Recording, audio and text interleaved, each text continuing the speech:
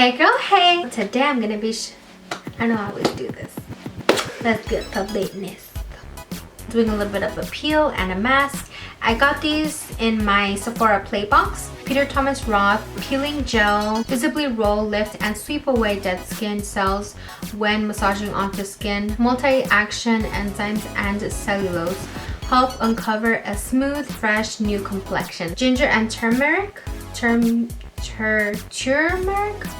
vitamin C jelly mask, and this is from First Aid Beauty. I've been struggling with my skin and I just need all the masks that I can get and all the exfoliating and dead skin removal and cleansing and toning that I can get, because my skin has been bumpy.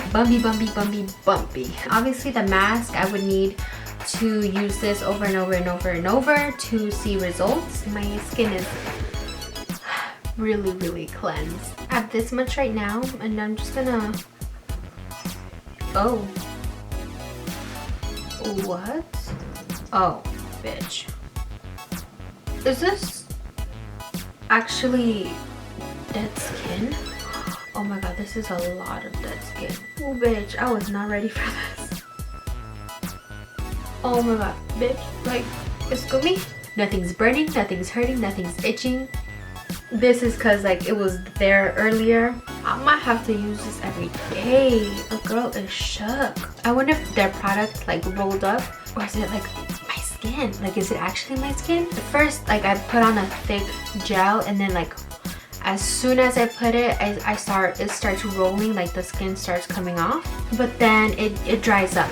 So you can see this is like dried up. I don't know if it was this product or if it was my cleansing tool. My skin is definitely really matte right now, so if you have really dry skin, I would be a little cautious of this. Maybe use less of it. I'm gonna go rinse it off, and then I'm gonna do the mask. I'm putting on a generous layer. Put the timer for 10 minutes. While that is happening, we're gonna go on Sephora's website.